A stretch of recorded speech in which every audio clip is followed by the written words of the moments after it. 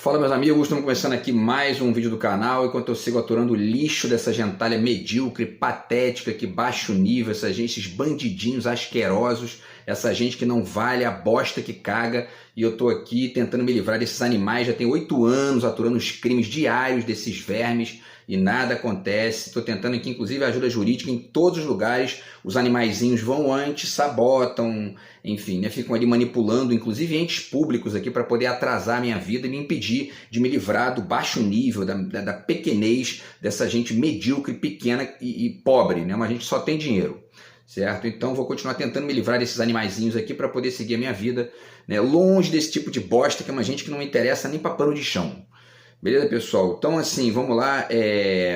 Hoje, no vídeo de hoje, a gente vai falar sobre as leis Rouanet e Paulo Gustavo, tá? Que são duas leis aí ligadas a fomento à cultura, que é uma coisa que a direita odeia, né? Enfim, mas que estão trazendo resultado, estão trazendo lucro e estão desmentindo os bolsominions, certo? Agora, mesmo que não estivessem trazendo esse lucro financeiro, né, existem outros lucros que o fomento público, né, o fomento de dinheiro público à cultura, enfim, gera, né? E nós vamos falar um pouquinho sobre isso aqui também no vídeo de hoje.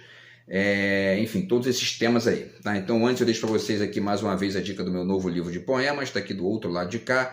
Quem quiser entrar em contato aí, conseguir furar o bloqueio desse animalzinho, bandido, retardado aqui que eu estou aturando já tem 8 anos, a gente conversa a respeito aí para eventualmente eu conseguir, inclusive, vender os meus livros para poder recuperar o meu dinheiro aqui que eu gastei, para não ficar, né, com mais prejuízo do que esse lixo tem me causado aí nos últimos 8 anos, tá? Então, quem quiser entrar em contato é só falar. E, além disso, estou também já esperando aqui a revisão lá do meu livro, que já está na editora, tá? E provavelmente vai sair aí até setembro. Eu vou conseguir lançar esse romance, e isso, enfim, né, se eu conseguir sobreviver aos crimes dessa gente asquerosa aqui que eu estou aturando todo dia. Tá, então vamos lá, pessoal. Leis Rouanet e Paulo Gustavo dão lucro e desmentem os bolsominions, tá? Vamos falar um pouquinho sobre isso aí, então. A notícia é do Mídia Ninja, tá? Eu vou fazer aqui com vocês a leitura e a reflexão rapidinho aqui da notícia. Tem uma outra pesquisa que foi feita também em relação à Lei Rouanet, eu vou falar um pouquinho também, e depois passar alguns livros aqui para discutir rapidamente essa ideia de cultura, que é muitas vezes mal vista ou mal percebida, né, pelos bolsominions e pela direita de maneira geral, né?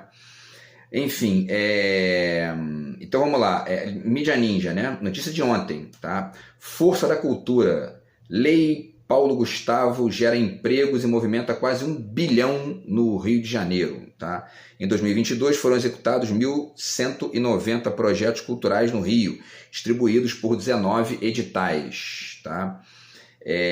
Um estudo realizado pela Fundação Getúlio Vargas mostrou que a Lei Paulo Gustavo teve um impacto econômico significativo no Rio de Janeiro, gerando 6,51 bilhões para cada R$ 6,51 para cada R$ investido. Tá? Então, quer dizer, a Lei Rouanet pegou o dinheiro público, investiu R$ 1, cada R$ desse dinheiro público gerou R$ 6,51 de retorno, tá? Para as entidades ou para os artistas ou para as figuras ali que ganharam esse dinheiro para poder investir, e aí isso gera emprego, gera uma série de coisas bacanas aí, tá? Em 2022, a Secretaria de Estado de Cultura e Economia Criativa do Rio de Janeiro, a SECECR, né, que é, enfim, SECECRJ, aplicou 139 milhões de reais em recursos federais, movimentando 852,2 milhões de reais na economia local. Esse efeito é resultado da capacidade da atividade cultural de impulsionar outros setores econômicos, tá? O estudo também destacou a criação de 11.526 postos de trabalho, dos quais 75,4% foram diretos e 24,6% indiretos. Em 2022 foram executados 1.190 projetos culturais no Rio de Janeiro, distribuídos por 19 editais, com recursos destinados principalmente à contratação de equipes, artistas e palestrantes, além de cobrir custos com estrutura, locação de espaços, equipamentos, transporte, alimentação, hospedagem, comunicação, marketing e despesas administrativas. Então, todas essas atividades aqui que estão, né, conectadas com a atividade cultural direta ali, elas também geram ganho, geram lucro, geram retorno. E esse retorno, inclusive, aqui que está sendo ponderado, né, esse é um retorno mais até direto, né, do lucro direto, enfim, do resultante ali, por exemplo, né, o cara produz, sei lá, uma peça de teatro e aí ele gasta tanto para poder fazer a peça com o dinheiro da Lei Rouanet e ele recupera esse dinheiro ou seja, né, esse dinheiro a mais aqui que entra, ele vai entrando ali pela bilheteria, vai entrando eventualmente ali até por outros contratos ou por outras, enfim, medidas, né, que acontecem.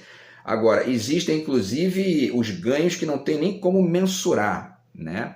Inclusive os ganhos financeiros, né? Porque o sujeito faz uma peça, a peça faz sucesso, ele, enfim, né, se dá bem ali, consegue enfim, né, um público grande para a peça, consegue uma propaganda, consegue uma crítica bacana, ele já ganha de repente um outro contrato, ganha uma outra ou um outro espaço para fazer uma nova peça, isso vai gerar um novo ganho para ele, quer dizer, esses ganhos são em cadeia, né? Para além desses custos aqui, então, com estrutura, locação de espaço, que isso aí é tudo direto ali na hora, né? Equipamento, transporte, alimentação, hospedagem, tudo mais, tá? E para finalizar, a prorrogação da lei Paulo Gustavo foi aprovada em uma sessão na Câmara dos Deputados após intensa mobilização de artistas que foram a Brasília para pressionar pela derrubada de vetos às leis de incentivo à cultura. Vale lembrar, né, que o governo Bolsonaro, enfim, né, perseguiu ali a Lei Rouanet, perseguiu a Lei da Cultura, e os bolsonaristas e bolsominions de maneira geral, eles fazem isso até hoje, né? Porque isso é uma espécie de... parte ali do comportamento, em parte estúpido e em parte retardatário, né, dessa gente. Porque nesse caso específico, é mais difícil você ver um neoliberal mais tradicional fazer isso, né? Eles não se incomodam, não é esse o problema para eles, né? O problema para os neoliberais mais tradicionais é controlar o Banco Central, controlar ali, enfim, a taxa de juros, controlar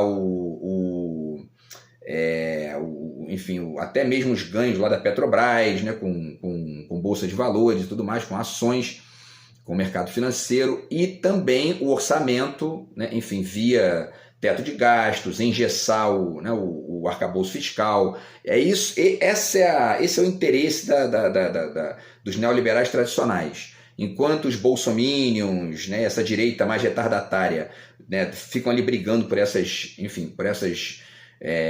questões patéticas e até mesmo estúpidas, né, o interesse dessa gente, dos neoliberais mais tradicionais, está em outra seara, né? Eles não atacam, você não vai ver um neoliberal atacando, de repente, um Campos Neto, aí não vai atacar a Lei Rouanet. O problema dele é ficar controlando ali, é fazer o que ele tem feito agora, vou tentar fazer até vídeo sobre isso também, que é a especulação com o real, né, a partir dessa ideia idiota de Banco Central autônomo, né, que de autônomo não tem nada, tá? Enfim, então para finalizar aqui, voltando, né, à questão da lei Paulo Gustavo, o gerente executivo da Fundação Getúlio Vargas Projetos, Luiz Gustavo Barbosa, afirmou que os resultados do estudo demonstram a importância dos mecanismos de fomento à cultura para o desenvolvimento econômico. Com a prorrogação da lei, espera-se que novos investimentos continuem a gerar impactos positivos no Rio de Janeiro, reforçando a relevância de políticas culturais sustentáveis, tá? Então isso é muito bacana, tá? Tá aqui o Lula, né, numa foto com a Margareth Menezes ali, que é a ministra da Cultura. Inclusive vale lembrar também que o Bolsonaro destruiu, né, acabou, praticamente sucateou o Ministério da Cultura, chegou a fazer inclusive ali videozinho nazista, quer dizer, né, neonazista, e colocou a Regina Duarte no Ministério da Cultura, que é uma pessoa nitidamente ali sem o menor preparo, e outras figuras, né, o tal do aquele outro sujeito lá que era um ator também da Malhação, que eu nem lembro o nome dele, mas enfim, né, um sujeito ali que nitidamente também não tem a menor traquejo para poder trabalhar com isso, enfim. Mas a direita brasileira no Estado é isso aí, né? É uma gente que não tem vocação nenhuma para o serviço público, agindo no serviço público, quer dizer, né? Dá sempre cagada. E aí, para a gente relembrar, então, um estudo que foi feito há alguns anos aí sobre os ganhos históricos da Lei Rouanet, vale a pena também citar isso aqui, porque a Lei Rouanet, inclusive, é mais atacada até do que a Lei Paulo Gustavo pelos bolsominions, né? Então, o estudo da Fundação Getúlio Vargas confirma que a Lei Rouanet gera riqueza econômica para o país, tá? É um estudo de 2020, certo? Um estudo da Fundação Getúlio Vargas divulgado em dezembro de 2019, trouxe argumentos e números que fundamentam o impacto positivo da Lei Rouanet para a economia brasileira. Após a análise de todos os 53.368 projetos culturais realizados por meio desse mecanismo legal, desde sua criação em 1991 até 2018, a Fundação Getúlio Vargas calculou que o retorno econômico gerado pelas atividades promovidas pela lei é 59% maior que o valor financiado, certo? Quer dizer, então para cada real é R$1,50 que se ganha. Então, se houve, né, vamos ver aqui os dados, né, mas enfim, 10 bilhões gera 15 bilhões, né? Isso significa que o comércio e os serviços associados ao setor de entretenimento são muito beneficiados pela existência da lei, alcançando 68 atividades econômicas, certo? Incluindo turismo, setor alimentício, finanças, transportes e tudo mais. Os projetos aprovados na Rouanet injetaram 49 bilhões 780 milhões de reais na economia nesses 27 anos, tá? Quer dizer, quase aí, basicamente, 2 bilhões por ano, né? Quase. Que mais? Né? Os dados refutam, isso aqui é importante porque tem a ver com, né, o tema do vídeo aqui, né? Esses dados refutam críticas que acusam artistas de receberem dinheiro do governo, né, para realizar atividades questionáveis, certo? Só um parêntese aqui, né? Toda atividade é questionável, né? Mas questionável a partir, toda atividade pública, evidentemente, né? É questionável a partir de uma perspectiva crítica e ponderada e que traga argumentos plausíveis, enfim, com respeito e tudo mais, né? E a gente não vê isso nos bolsonaristas, não vê isso nos bolsomínios e nem em certos neo-identitários violentos, meio que, né, proto-bolsomínios, como essa gente nojenta que sai cometendo crime contra mim aqui, tá? Então, enfim, o fato é que o problema não é questionar a atividade, né? O problema não é questionar a peça de teatro, questionar o livro, questionar a palestra, questionar enfim, né, sei lá, ali, né, o evento de dança, o evento de folclore. O problema não é esse. O problema é atacar pela via do moralismo. Esse é que é o problema, né? Porque, inclusive, o ganho desses eventos culturais é uma questão também que a gente vai falar daqui a pouco aqui no vídeo de hoje, está para além da economia estrita, da grana, né? Se a gente fica medindo a economia, a cultura, só pela grana, né, a gente acaba numa visão idiota, numa visão pequena, medíocre, né? E uma sociedade não avança assim, certo? E aí, para finalizar, então, eles dizem aqui, né, que a pesquisa, ao contrário, aponta a seriedade do mecanismo, da Lei Rouanet, né, além de evidenciar a importância do setor cultural e criativo na economia brasileira, bem como a pertinência de investimentos na área.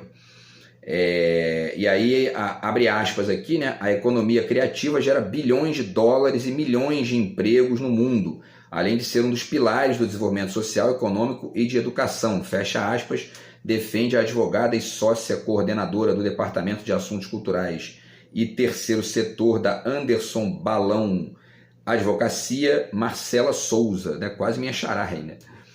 Enfim, ajustes necessários, eles falam aqui, né? É fato que a Lei Rouanet precisa de alterações substanciais, o que é reconhecido pelos profissionais do próprio setor de produção cultural. Além de não poder mais ser entendida como única política cultural do país, a maneira como a lei se apresenta é defasada e acaba por trazer uma série de desequilíbrios, como a centralização dos recursos no Sudeste, por exemplo.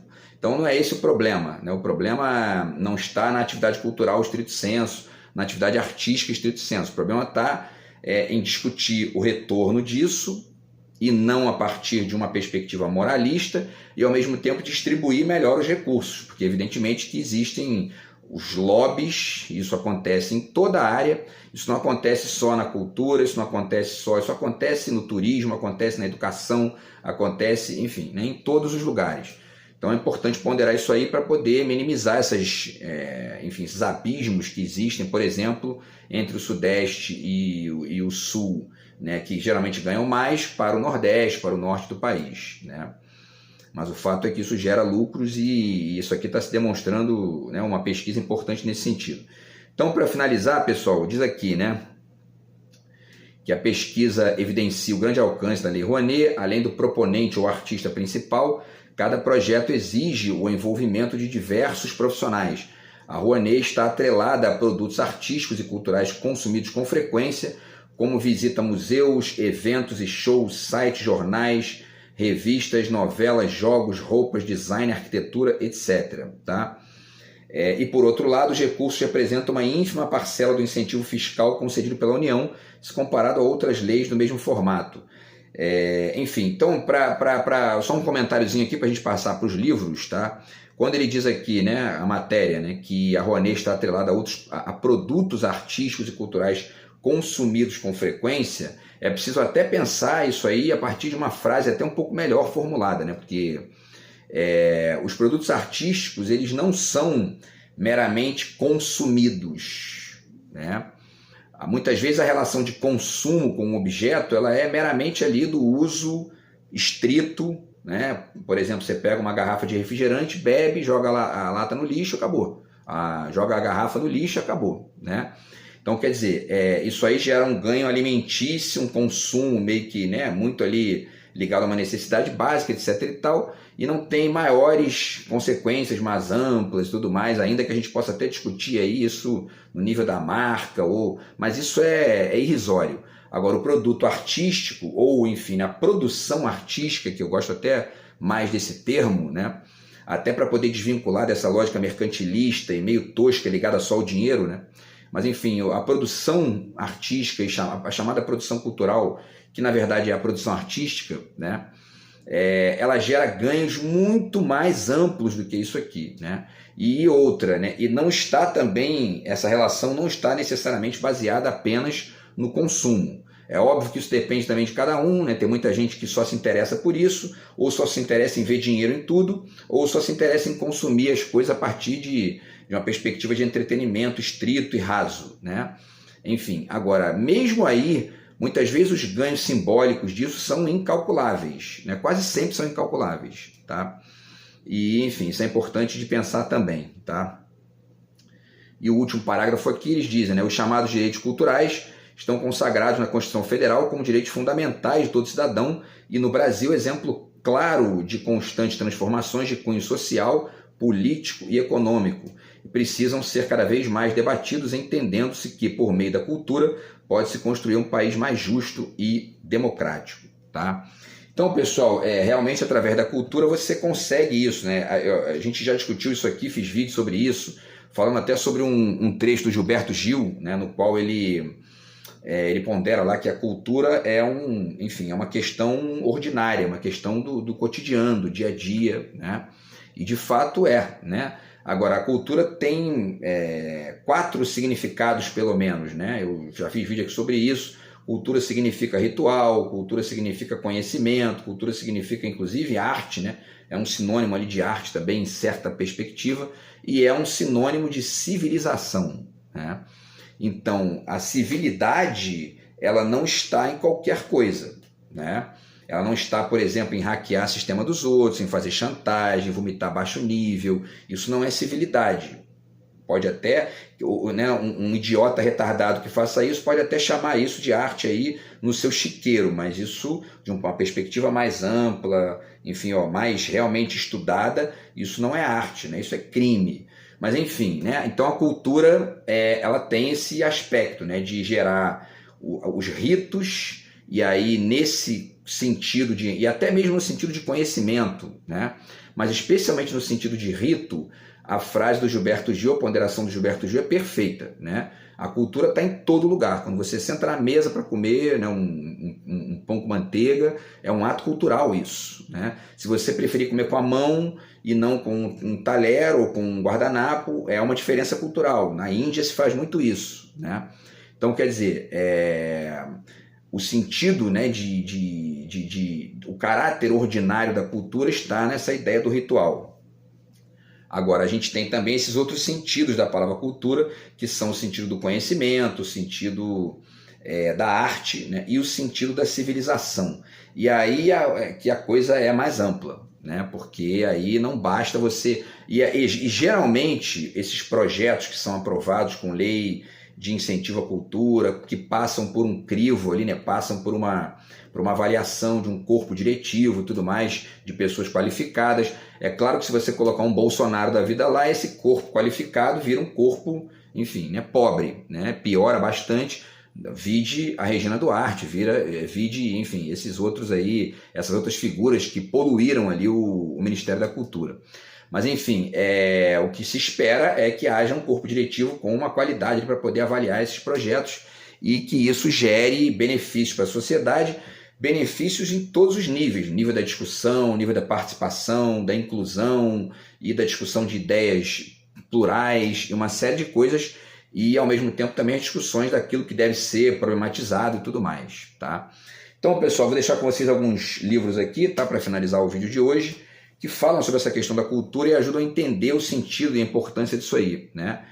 Não só no sentido, como eu falei, né, do ganho econômico estrito, e mesmo no ganho simbólico estrito, mas no ganho, enfim, né, múltiplo e amplo, incalculável e invariavelmente dotado de características que não cabem numa perspectiva meramente econômica, tá?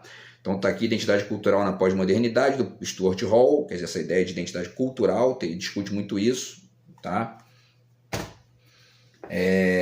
O Frederick Jameson, Pós-Modernismo, a lógica cultural do capitalismo tardio, certo? Então está aqui também a discussão do que é a cultura nesse livro aqui do Jameson, que é um livro brilhante, inclusive.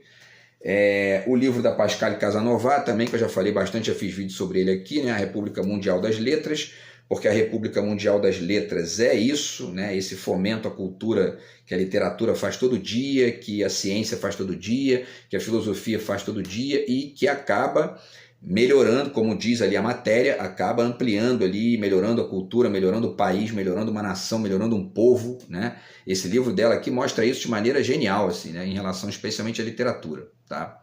Então, enfim, e aí também esse livro aqui do Wisnik, que eu já falei bastante dele aqui, né? Também já fiz vídeo sobre ele, que é o Veneno Remédio, o Futebol e o Brasil, que é um livro sobre o futebol. E uma das coisas que eu falo, né, que eu sempre falo quando eu indico esse livro aqui para alguém, é que esse livro ajuda a entender o quanto que o futebol não é meramente o ópio do povo. Ele é, enfim, uma manifestação cultural brasileira e mundial, né, na verdade, e que, enfim, ajuda a entender um povo e que é dotada, essa manifestação cultural, dotada de, assim, né, de janelas reflexivas infinitas. E aí não é o futebol que é pobre de sentido, né? Pobre de sentido, muitas vezes, quem olha para o futebol, né, com um olhar pobre, e aí não vai enxergar essa riqueza. Então eu sempre indico esse livro do Wisnik também para ampliar isso aí, porque é um livro sensacional. E isso ajuda a entender, inclusive, que mesmo essas manifestações ordinárias da cultura, elas carregam riquezas ali incalculáveis que você também pode acessar a partir de um olhar que você tenha mais, enfim, né, mais interessado nisso, né? Tá? E esses incentivos à cultura também servem para isso, né? Para gerar esse tipo de coisa, gerar peças e livros e filmes e músicas e shows, etc., que demonstrem, né, enfim, a riqueza dessas coisas que muitas vezes não aparecem no nosso cotidiano, ali no trabalho estrito sensu, na nossa casa, enfim, né? A gente muitas vezes vive uma vida ali, as pessoas tendem a construir uma rotina muito, né, enfim, digamos, repetitiva, né, com perdão da redundância, né? E isso às vezes impede, né, ou não deixa que a gente enxergue coisas muito mais amplas que uma peça de teatro vai apresentar, que um livro vai apresentar, que um filme vai apresentar. Isso sempre enriquece a gente. E aí vamos, quer dizer, né, além aqui para finalizar, tá?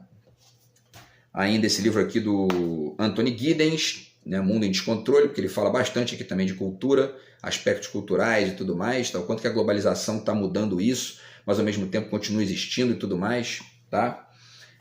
Um livro também muito interessante sobre isso é esse livro aqui, que já é bem antigo, mas é muito bom, chamado O Sistema dos Objetos, do Jean Baudrillard, tá?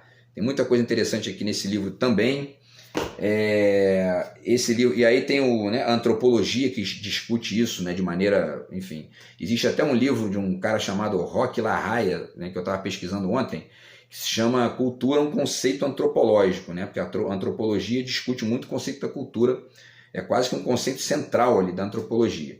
E aí vale citar o Roberto da Mata, né, o que faz o Brasil Brasil, certo? Ele vai discutir vários aspectos culturais aqui do nosso país, tá? E esse livro aqui também dele, o Carnavais, Malandros e Heróis, que também é uma discussão cultural aqui das mais interessantes, tá?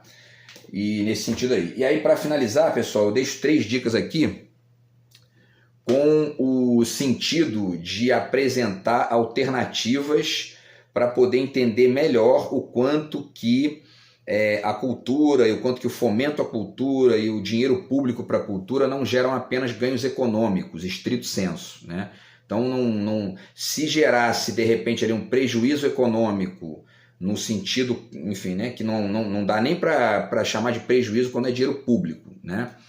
Mas, enfim, se gerasse um não retorno, digamos, né, um não retorno qualquer no nível econômico, né, se gerar um ganho simbólico, um ganho filosófico, um ganho artístico, já é uma riqueza, enfim, né, incalculável ali, que não cabe, né, em nenhum tipo de calculadora capitalista estrito sensu, tá? Em nenhum olhar medíocre também nesse nível.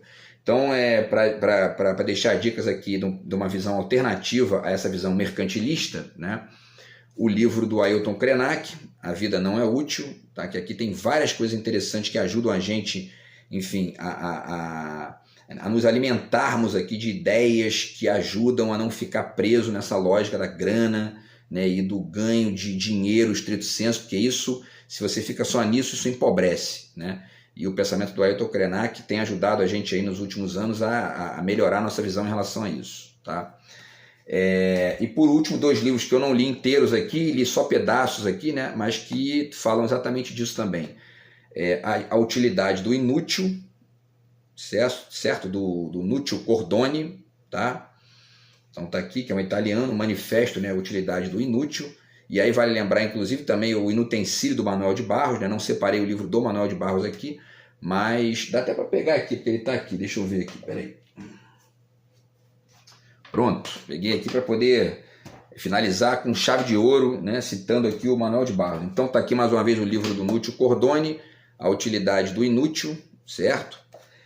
E esse outro livro aqui, que é um livro do Michael Sandel, fiz vídeo sobre ele recentemente, O que o Dinheiro Não Compra, né? Os Limites Morais do Mercado, tá? O mercado muitas vezes está cagando e andando para a complexidade, para a cultura, para a arte, para coisas mais amplas, está preocupado ali no ganho estrito, imediato, né? Ou em destruir as coisas, né? Porque eles gostam muito de fazer isso também.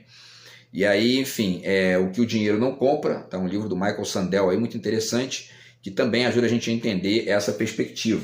E por último, está aqui, né, o livro do Manuel de Barros, para a gente terminar aí com chave de ouro.